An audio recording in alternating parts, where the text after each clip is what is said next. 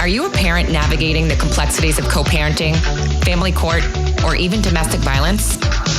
If you are looking for ways to help protect your children and build a strong and supportive community around you, then look no further. Gray Minds Think Alike is your go-to resource for everything related to the complexities of family life.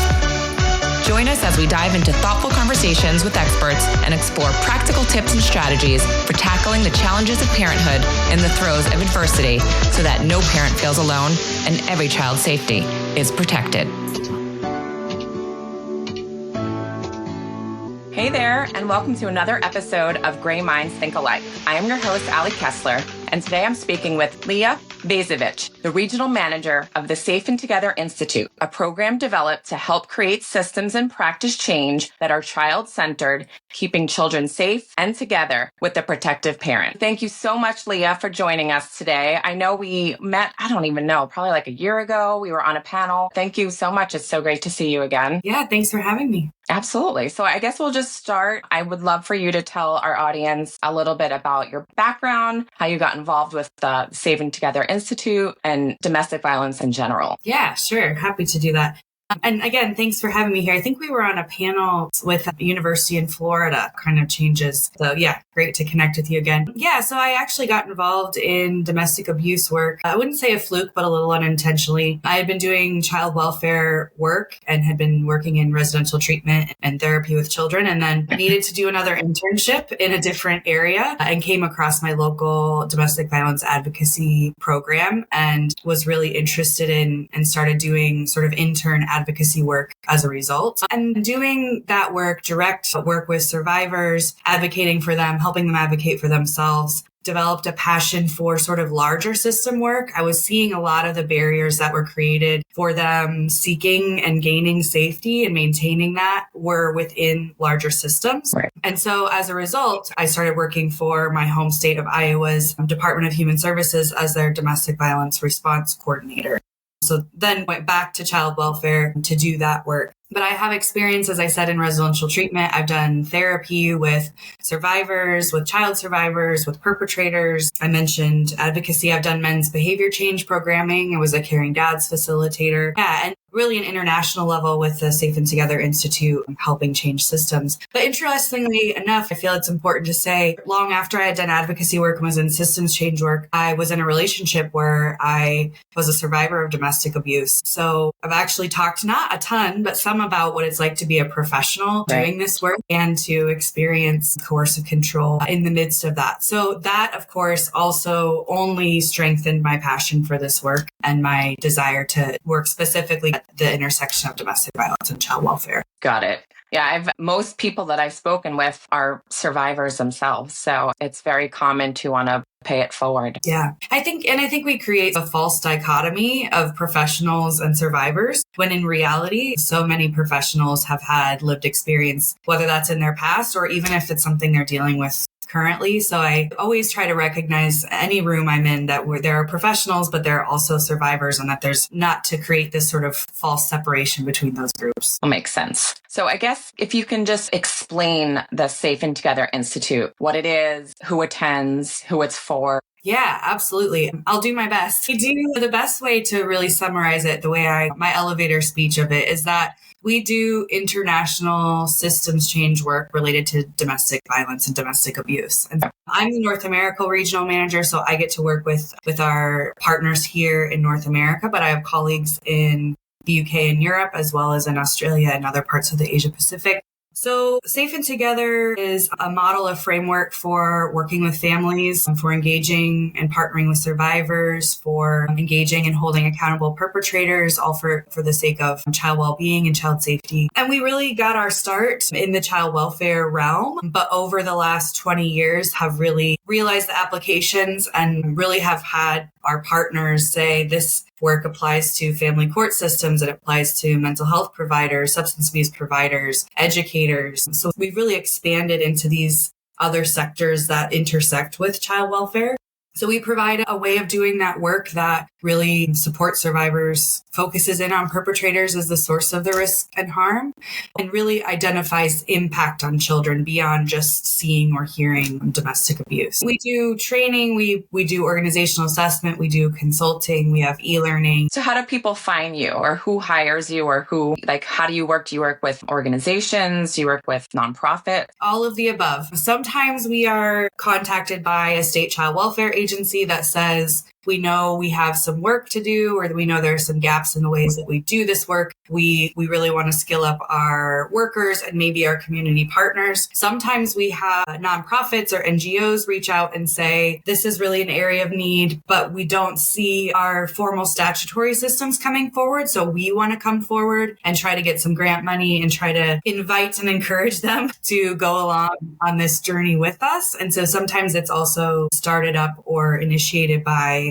other partners within a community, and really is very multidisciplinary. As I mentioned, we often find our way there through the child welfare system, but really see the best outcomes when DV advocates are present, when providers are present, when family court system players are also involved in training and using the tools and things like that. So it's like a school. Yeah, I mean, we're called the Institute, but really we do all sorts of work related to that systems change. So sometimes that means meeting with leadership and talking about, this is where we see gaps in the way that you're doing this. Sometimes that means doing face-to-face training. Sometimes that means doing some assessment and maybe some e-learning. Who creates the curriculum or what you're teaching? Yeah, so it's created internally. David Mandel is the creator of the Safe and Together model. And then all of us staff contribute to creation and edits and upkeep of the model, which are professionals. What is the model?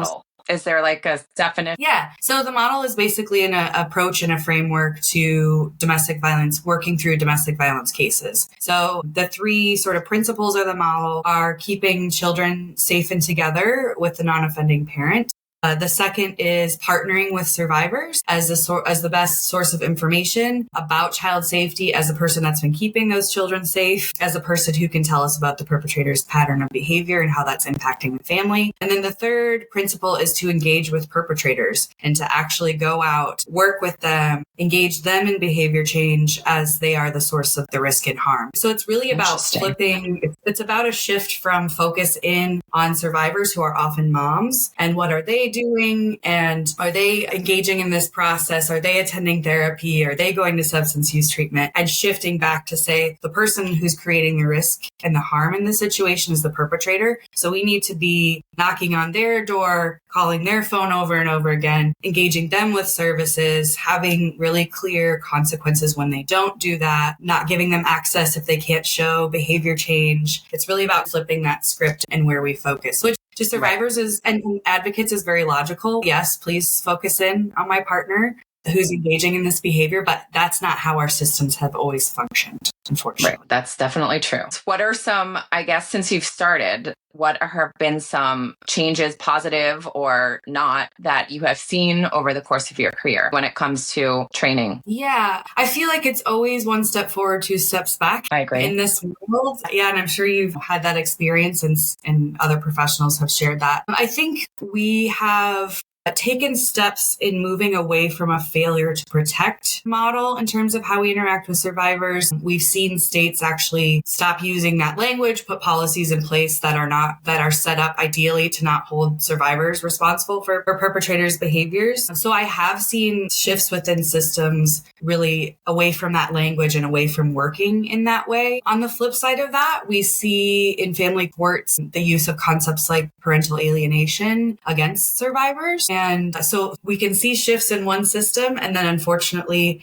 as parts settle, we can then see more domestic violence destructive is how I would describe it, behaviors in those systems as well. And I've been doing this work for over 20 years now. And so I've seen a lot of moments of hope, and this is a great bill, this is a great law, or there's some funding coming to agencies for certain training or shifts in the way that they're practicing. But also, unfortunately, it's not always positive. And sometimes those well-intentioned trainings or policies have unintended consequences, and they actually can have harmful impacts on survivors. The other piece I would say is that I feel like I've seen a shift in focus on perpetrators and engagement with perpetrators. Okay. But that hasn't also always been coupled with giving survivors credit for all of the efforts they engage in order to keep their children safe and the context in which they are living, the day-to-day life of a survivor in all of the behaviors that they're engaging in to try to protect their children. So I think we're doing a better job of focusing in on perpetrators, but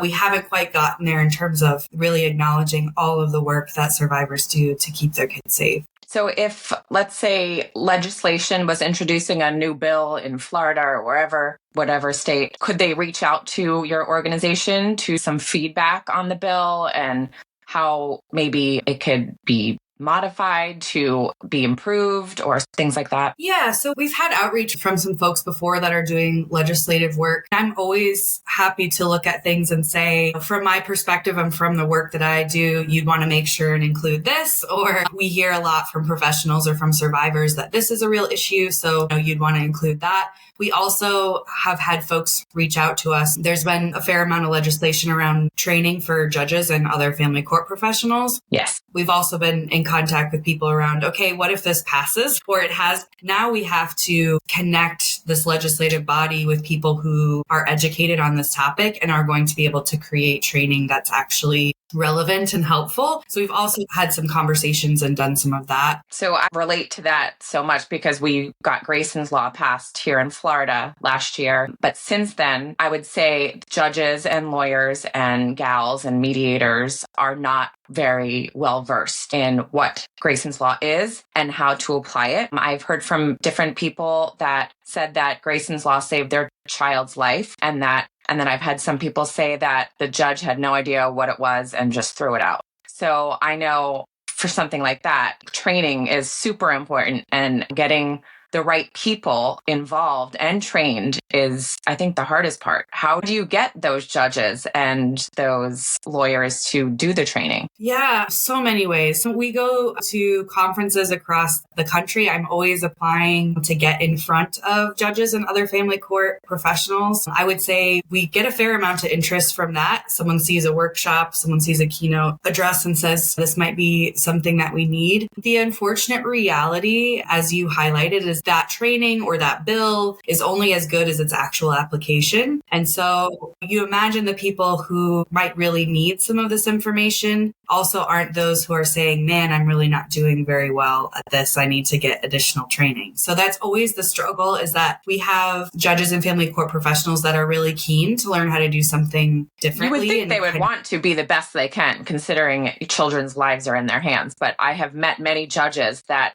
do not think that way. Don't feel that way. Yeah. And so that's always the trick, is that we have people who come to the table and say, yeah, I want to learn something more. I'm having a lot of light bulb moments in how I'm going to do things differently. But unfortunately, oftentimes the folks that really need that information aren't the ones who are reaching out to me and emailing me and calling me and saying, please come and share about how you're doing this work better. Have you gotten any success stories? Like people come back to you and say, I just want to thank you so much because XYZ. Yes. One of my favorite stories is about a judge out of Nebraska who attended a Safe and Together core training. So we have a core training that's a 4-day training that really gets into the nitty-gritty of documentation and interviewing and how do you really do this work. And he showed up as a participant, had been invited by the local group that was sponsoring, didn't know much about the model, wasn't invested at that moment, and sat through the training and basically had a personal epiphany that he had done things that were damaging to survivors. Had the ability to talk about that in the training, to say, I'm having a personal moment. I'm realizing I haven't been doing this work the best way that I can, that I've probably caused harm as a result of that. They had done 2 days of the training one week, and he came back for the second 2 days the following week and said, I immediately changed the way that I am talking to survivors. I actually have a mom in my courtroom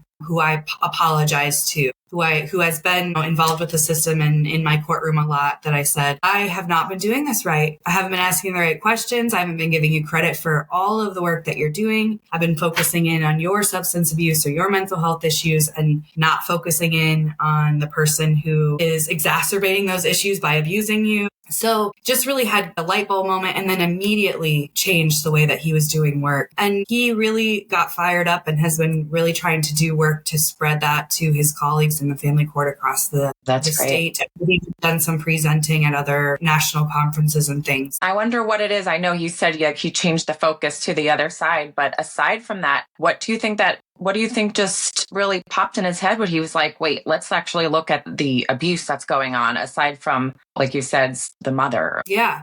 I think a lot of light bulb moments for people when they're learning about the model or getting training in the model is around the way that our systems have always done things and a lack of questioning of that. So we've always put in safety plans that survivors should get protective orders and they should call law enforcement and to keep the perpetrator away from the children. And these are things that are a part of the day-to-day, what they're doing in their documentation and paperwork. And the model challenges and says, if she's called the law enforcement in the past and there was physical harm as a result of that, payback for that, or if the chief of police is her abuser's brother, how is calling law enforcement going to be effective? Or if she's experienced all of these behaviors, we do something called mapping perpetrator patterns, which is where we put down everything, all of the little day-to-day behaviors, all the physical abuse, all the coercive control, all the emotional abuse. And we map that out. And we say, if this is what this person is experiencing, how are we expecting them to keep their partner out of the home or from walking in the door or from showing up at school? So it's really, I think people have a lot of light bulb moments about they can't do that. Why are we putting that expectation on survivors? And it really serves perpetrators to focus in on survivors, to put our attention on them. Then they get to 6 months on their parents' couch or with a friend, avoiding child welfare engagement and neither harm nor foul. After they're gone, they can re-enter and utilize their coercive control again. And so do you believe abusers can rehabilitate? I do believe it's possible. I think that it takes a lot of work. I think admitting that you have the problem is the problem. Yeah. Admitting the harm, admitting the problem, admitting the behaviors, admitting the harm, and then really engaging in a process to change behavior is much different than showing up to a class or going to therapy and talking about your childhood trauma. It's about owning those behaviors and recognition that they've caused harm and committing to making that behavior change. And I have had the pleasure of working with people who have done that, but we as systems have to put the pressure and say, no, you're still behaving in an abusive and coercive way, so you can't have access to your children. We have to say, here's all the ways that you've harmed your family, so we're not going to move on and just because you completed your class, say that everything's okay. We have to change the way that we hold folks accountable and the way that we're messaging and framing things as this is your problem. You have a responsibility to change your behavior, or you can't be involved in a healthy way with your family. Why do you think it's so hard to keep children safe? And why aren't the protective parents believed? I hear these crazy stories. Every story I hear is just tops the last, but I can't believe that I've heard stories where they were like, my child has been sexually abused multiple times and there's physical evidence, medical reports, and yet a judge still would penalize the protective parent. I just don't understand. Do you have any insight? Yeah, absolutely. I think part of why it's so difficult to keep children safe is because we don't believe protective parents. That piece almost answers. I think that, and I sometimes do a workshop called Perpetrator Manipulation of Systems. And I've gotten really passionate about how our systems lack an awareness. And when I say systems, I don't mean individuals, people within those systems, all collectively. Systems don't recognize how perpetrators utilize their biases, their gaps, their way of doing business as an extension of their pattern of coercive control. So perpetrators know if I call for a welfare check, even though I've called 6 times this week, that they will still show up at my partner's house, that could potentially be traumatizing for my partner, that I can then call afterwards and say, see, I can send anybody over to your house at any moment, so you better keep your stuff together. That ongoing litigation, bringing survivors back into court over and over again, requesting modifications, making up false allegations, refusing to engage at certain points and then coming on board at other points in the nick of time. That perpetrators are very savvy about these gaps in our systems and these ways that they can, like I said, use these systems to continue their coercive control. And until we can be really honest with ourselves about where those gaps are, where our vulnerabilities are, how we are being manipulated by these people, we will continue to utilize these same strategies. And without this recognition, that's actually harmful and that we're playing into the hand of the perpetrator. So I think for me, it's about it's a major paradigm shift in my mind. Societally, culturally, we have to accept and understand the prevalence of domestic abuse. We have to really understand how it's impacting children every single day, that it is not an incident-based Lifetime movie. Someone is assaulted and everything goes back to normal. And then a few months later, it happens again. That this is something that families are dealing with day in and day out that has very significant impacts on well-being outside of this concept of witnessing or seeing or hearing abuse, but that kids are impacted in a myriad of ways with all of these behaviors of perpetrators. So I think we need a huge paradigm shift in terms of the public's understanding of domestic abuse and its impact on children. And then, of course, our system changes and system reforms that are reflective of that understanding, and seeing that survivors are our best partners in this work, that survivors want their kids to be safe. They just want their kids to be free from harm. They might want their child to have a relationship with their partner, or they might not. But overall, their goal is safety and well-being for their children. And we should. One would hope. Yeah, for sure. One would hope that would be their goal. It's not. Yeah, I've met. I've met a lot of well-intentioned professionals. And when I started doing this work, I can say that I wasn't doing it in the best way possible. I think I run into a lot of people that have really good hearts and want to be doing this work well, but they've been trained by systems who are using old ways of thinking, who are not doing the work in the right way, and they're confronted with this new way of doing things. And that's when they have those moments of, oh, shoot, I need to do this better. I find that happens a lot with maybe older judges or ones that have been in this space for years now and maybe aren't up to date with current trends because things do shift. I know back when I was young, the tender years doctrine was around, and I'd say mothers actually did have more rights, where it's not like that anymore. Yeah.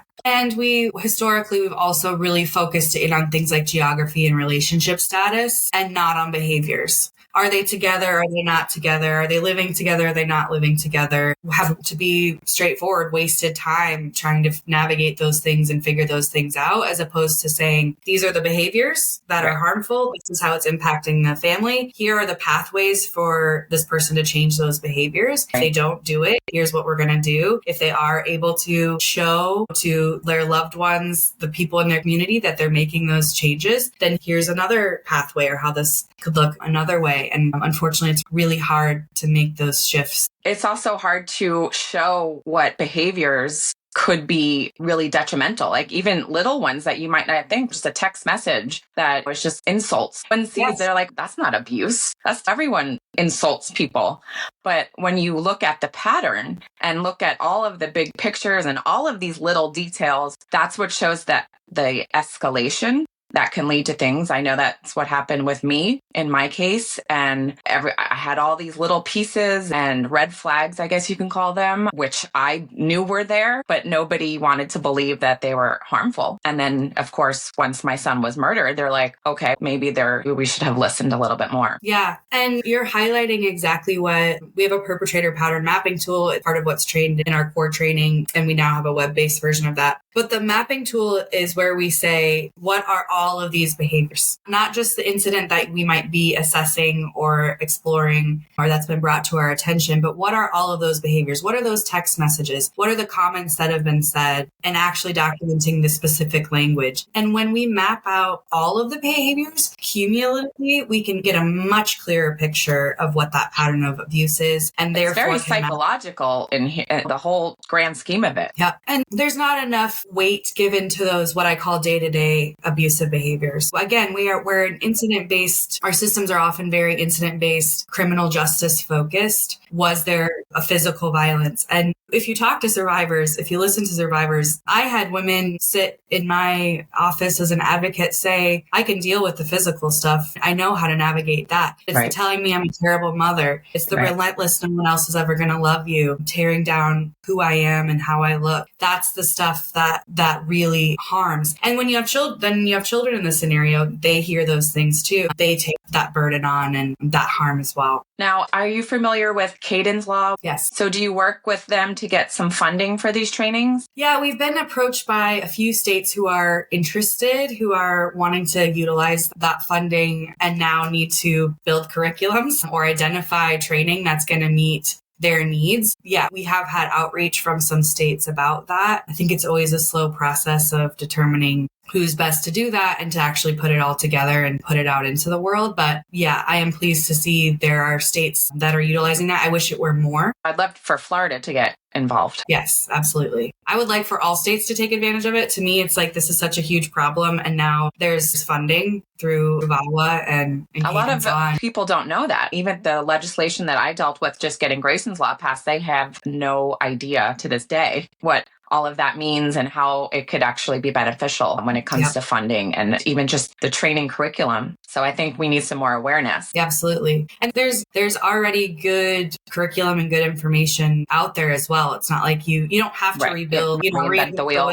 Yeah, exactly. There's lots of good resources. So who should reach out to the Institute and what does one have to do to become a trainer or use the program effectively? Yeah, that's a great question. I'll start with the trainer one first. Professionals who are working with families, so survivors, children, perpetrators, and they don't necessarily have to be child welfare or domestic violence advocacy. If they're working with people who are impacted by domestic violence, who have an organization or agency that would support them as a partner agency, can go through our 4-day core training and then apply the concepts to their work and then apply for our trainer certification program to become a certified trainer and provide that through their organization locally. Do they need any sort of background? Do they need any prerequisites to do the 4-day training or become a certified trainer? So not to do the 4-day training, there aren't prerequisites for that. But in our application process, which is pretty, I wouldn't say rigorous, but it's thorough, we really ask people to talk about their experience working at this intersection of domestic violence and children or families. And again, that doesn't have to be formal or just statutory child welfare, but to tell us a little bit about that, to have some kind of background in some sort of teaching or training. And again, that's just to set people up for success. There are situations where people might say, well, I haven't trained it much, but I have all of this experience in this, doing this work, and they might be a great fit as a trainer. So I might be interested actually, because I get people reaching out to me every single day, just asking for advice and think how they should handle certain situations. And I'm not sure that I'm equipped to properly give them that. But so that's why I actually do this podcast. So I can give them the tools.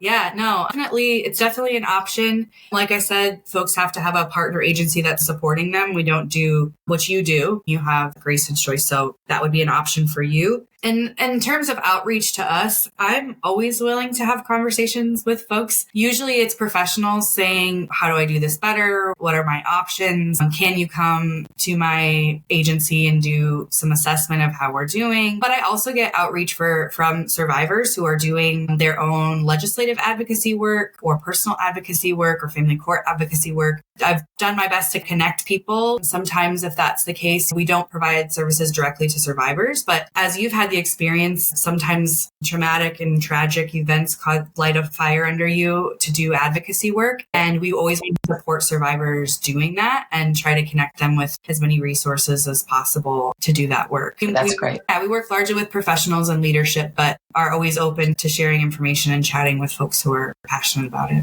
Okay. That's very broad. And I'm hoping that people that are listening will want to get some more information about the Safe and Together Institute, because everyone could use a good training curriculum and figure out ways to improve. So I really hope that people do actually reach out to make those changes. And again, I think awareness is key to know that a lot of people probably don't know that this is even available. Yeah. And I think that's why I spend a lot of time out in the world trying to talk about the Institute and the work that we do. Yeah. Because a lot of people just don't know that there are solutions. There are, yeah. Maybe they're really struggling locally, and to say that there are ways that we can try to scale up your local professionals to do better. Okay. I can't wait to see what that brings, because we definitely all need to do better. If you can just plug your contact and maybe someone can get in touch. Absolutely. So you can get in touch through our website, which is safeandtogetherinstitute.com. I won't spell out my email address, but I think I sent it to you to drop in the podcast notes, Allie. Yes. I also shared a link to, I have to plug our CEO, Vejzovic's book, which is called Stop Blaming Mothers and Ignoring Fathers, How to Transform the Way We Keep Children Safe from Domestic Violence. And David Mandel wrote that? That is written by the creator of the Safe and Together model, David Mandel. He walks through common myths, the myth of child witness, the myth of parental alienation, the myth of failure to protect. So walks through some of these common sort of system myths and really debunks them. So I always find it so fascinating when men show this work because it's men-women battles, but it's really not. It's really just about a parent versus a parent. The sex really is not involved. So I always want to make that clear because women are just as complicit in behaviors as men. But so I just love when I do actually speak to a man, that mindful outlook on both sides. Absolutely. Yeah. And I think it's a really important idea that men be involved in this work, where most often the survivors are women. As you said, that's not always the case. I think one of my favorite things about the model is that it's behavior based. You can map somebody's behavior if they're male, female, non-binary, just the same way as you can anybody else. And when we're looking at behaviors and impact, all of that kind of goes to the wayside. He does talk specifically about how there are often higher expectations for mothers within our systems. So that plays a role in how this all plays out. But yeah, and anyway, great book, great resource, but happy to talk with anybody who wants to reach out. Okay, great. I'm going to have David on just to talk about that book because I have so many questions. Yes, definitely. I can definitely connect you. All right. Sounds good. I appreciate you speaking with us and sharing your insights. And so we can all learn more about the Safe and Together Institute. And I hope we can connect again. Absolutely. Thanks for having me on. All right. Thank you so much, Leah. If there's someone that you want to hear from on this podcast, please feel free to send me an email.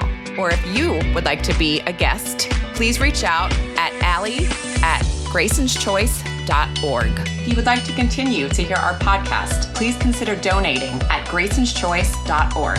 Any amount helps to fund our mission to help protect our children.